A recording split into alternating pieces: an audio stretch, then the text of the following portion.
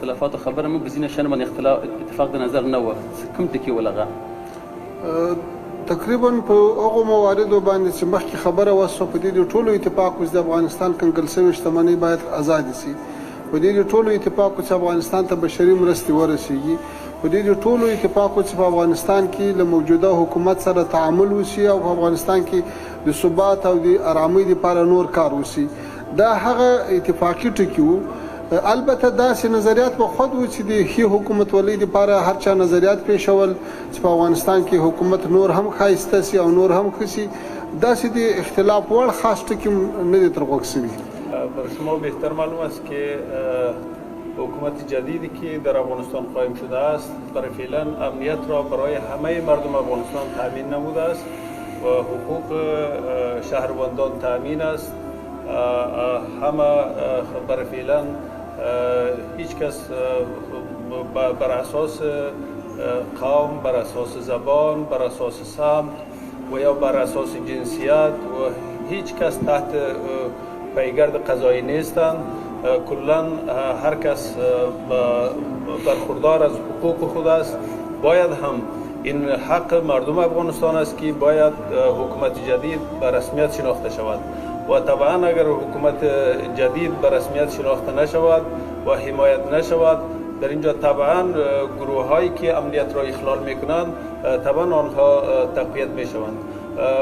پالیسی حکومت جدیدی است که ما هیچ کس را، هیچ گروهی را اجازه نمیدیم که امنیت مردم افغانستان و همچنان امنیت همسایگان افغانستان و امنیت کشورهای منطقه و فرامنطقه را تخریب بکند.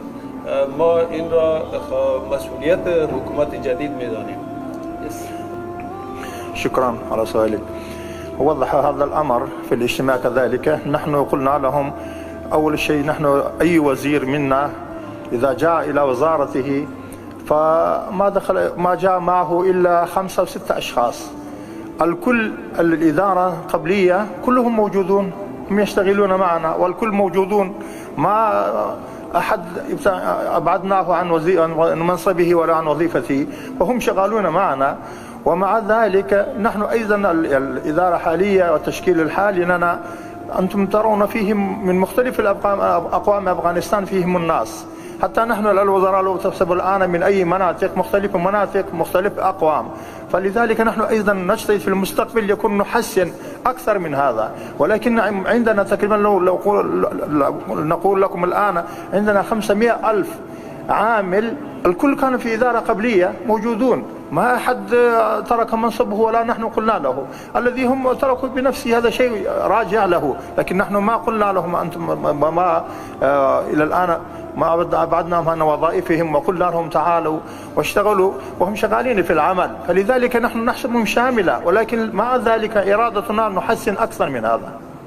نعم كان في أول شيء كلهم اتفقوا على مساعدات الإنسانية لأفغانستان وكذلك هم قالوا بصوت واحد أنهم صوتوا على الأمريكا أن تنتهي التحذيرات المالية على أفغانستان كما شرحت قبل. وأيضا في بعض جلسنا معهم وفيه هم قالوا بالمساعدات الإنسانية وفيهم إيران وفيهم الهند وفي الدول الأخرى الذي نحن جلسنا معهم على هذا. ولكن كلهم وعدوا بالمساعدات الإنسانية وهم وحتى وعدونا يكون في وقت قريب يبدأون المساعدات إلى أفغانستان وسألون عن الطرق كيف يكون الطرق يكون في أسهل طريقة وأسرع في أسرع وقت كيف نصل المساعدات الإنسانية لأفغانستان.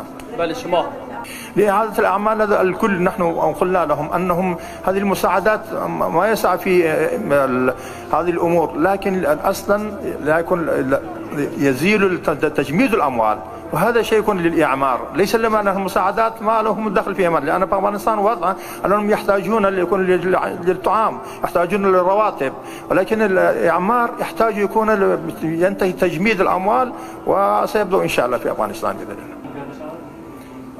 هدف ما از شریعت اسلامی است که باید در افغانستان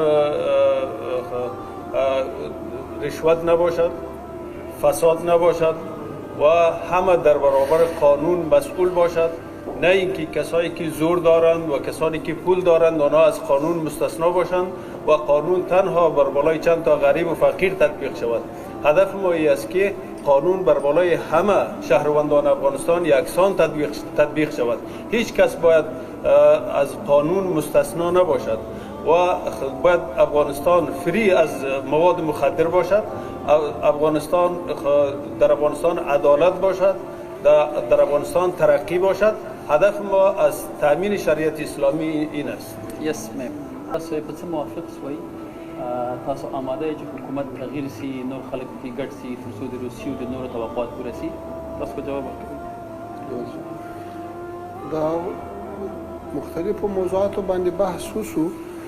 زموږ حکومت ورځ په ورځ باندې اصلاحات پکې را روان دي او کوشش دا کیږي چې حکومت په حکومتولۍ کې کامیاب شي. موږ کوشش کړی دی د تیر نظام چې څومره اهل کسانو کاغه په هر برخه کې وو، کاغه د معارف په برخه کې وو، کاغه په نورو برخو کې وو، که په اداري برخه کې وو، هغه هم ټول له ځان سره ملګري کړي دي. که چېرته د اشرف غني تیر حکومت ته څوک همه شمول وایي نو دغه حکومت خو 15 لکه کسان اوس له موږ سره کار کوي. یوازې په سیاسي بستونو کې تغییر راغلی دی او دا د ټولې دنیا تعامل ده چې راځي. البته موږ بیا هم دا وایو چې موږ به کوشش دا کوو چې کار اهل کار ته وسپارل شي او ملت ته خدمت وشي.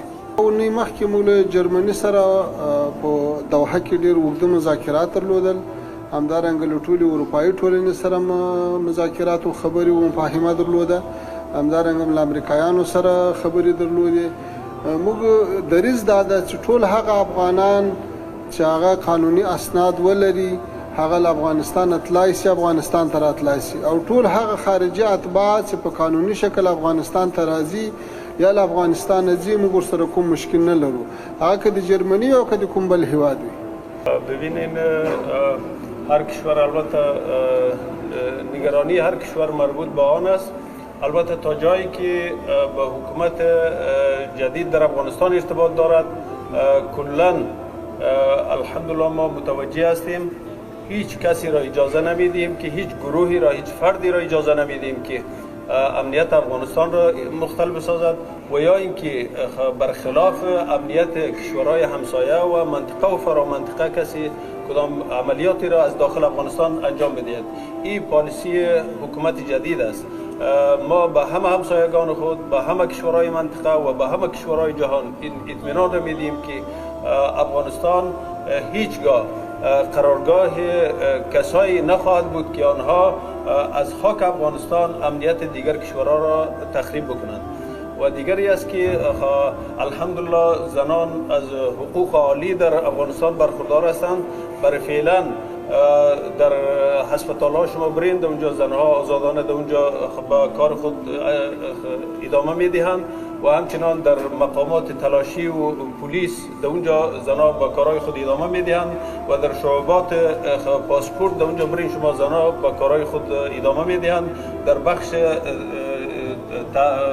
تعلیم، در بخش استادی، در بخش یونیورسیتی در اونجا با کارهای خود ادامه میدهند و البته این که در کابینه کی است و شما این را جواب بگوین که در چند کشور رئیس جمهور زنها هستند یا اینکه صدر اعظم زنها هستند یا اینکه وزیر دفاع یا خارجه زنها هستند. هر کشور شرایط خود دارد. ما کوشش میکنیم که زنها خواهرای ما هستند، مادران ما هستند، برای ما بی‌نهایت اونها قابل احترام هستند و جاهایی که به اونها لازم است ما انشالله شرایط را برای اونها در چوکات شریعت اسلامی مهیا می‌سازیم. One last question, you. بله له روسي چارواکو سره په دې باندې خبرې وکړې چې په افغانستان کې په ځینو پروژو باندې هغوی کار شروع کړي، هغوی په اول قدم کې د بشري مرستو وعده وکړه او داسې د موږ د دې اړیکې ورځ په ورځ کېږي او راشه درشم زیاتېږي. نو په همدې سلسله کې به د اقتصادي اړیکې هم ورځ په ورځ وده کوي. مننه د ټولو نه مننه. تشکر. Thank you so much. همداسې به